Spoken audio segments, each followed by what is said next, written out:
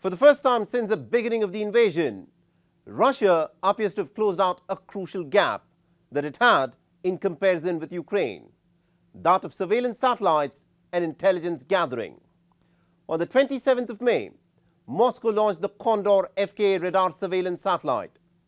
And according to the Russian military department, this high-resolution satellite will be used entirely for military purposes, and it will scan the entire territory of Ukraine twice every single day for military installations. And what this means is that Ukraine will have no place to hide the Western military weapons that are being pumped into the battlefield. Weather phenomena such as rain, thunder and clouds will not affect the radar capabilities of this satellite.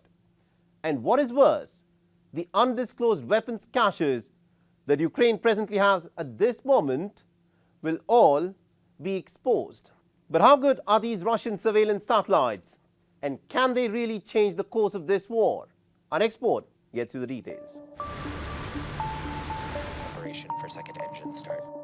The role of surveillance satellites in modern wars cannot be overemphasized. All through last year, Elon Musk's Starlink had grabbed the headlines for changing the surveillance game and providing the Ukrainian soldiers for the eyes in the sky to hit at Russian military targets with pinpoint accuracy. And now, Russia is taking the game a few notches higher. The Kondor FKA radar surveillance satellite that was launched by Moscow on the 27th of May, using the Soyuz 2.1A rocket, will change the surveillance game of the Ukraine war. Consider this: placed in a sun-synchronous orbit at an altitude of 500 kilometers above the Earth's surface, the Kondor FKA satellite will be used entirely for military purposes. Twice a day, the Kondor FKA satellite will scan the entire Ukrainian territory for military installations, with a resolution accuracy of less than a meter on the ground. What this means is that the military supplies and the route of supplies coming in from Western Europe to Ukraine stands completely exposed. Ukraine can no longer hide any weapons from the Russians, and this can potentially change the course of this war. On the 6th of June, the Russians struck at an ammunition base in the city of Kupiansk using their FAB-500 air bombs.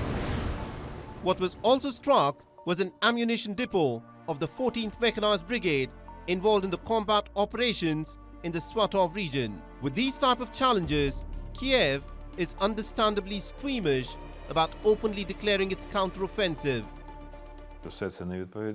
This is not true.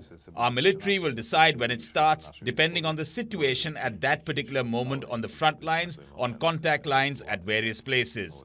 After full analysis of the situation, appropriate decisions will be made. The Russians got scared here or there and they thought it was a counter-offensive. I do not see any point in commenting on what these sick people say. Look, when we start the counter-offensive, everyone will know about it, they will see it. But Russia, which at the moment is scrambling to destroy the Western weapons that have been pumped into Ukraine, insists that the Ukrainian counteroffensive is already underway. What can I say? First, we can state for sure that this offensive has begun. This is evidenced by the use of strategic reserves of the Ukrainian army. That's the first thing. Second, the Ukrainian troops have not achieved the goals assigned to them in any sector. This is absolutely obvious. There have been 5 days of intense fighting, for example, over the past 24 hours and the day before. So for the past 2 days, there has been very intense fighting, and the enemy did not achieve any success in any sector. The Ukrainian counteroffensive is going to be a test of the technological superiority of weapons as much as it is going to be about tactics and strategy. On the 16th of May, Ukraine had showcased what has been touted as one of Russia's most potent hypersonic missiles. Kiev claimed that it had shot down one of the 6 Kinzhal missiles which Russia had fired the previous night. But it soon emerged that Russia had been successful in destroying one of the American-supplied billion-dollar worth Patriot missile defense system.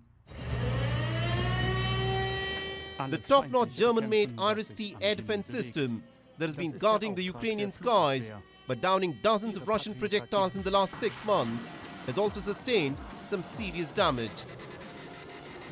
On the 7th of June, Russia reportedly managed to destroy the TRML-4D radar of the IRIS-T air defense system with the help of a Lancet kamikaze drone. Russia is also testing out its Sirius reconnaissance strike UAV to counter the MQ-9 Reaper attack drones that have reportedly been sold to Ukraine for just $1. The destruction of the Novokakhovka Dam is just an indicator of the things to come. As both Russia and Ukraine continue to trade accusations on who really blew up the dam, what is clear is that neither side will stop at or adhere to a red line in this war, no matter the cost in terms of life and property that will have to be paid by the common people.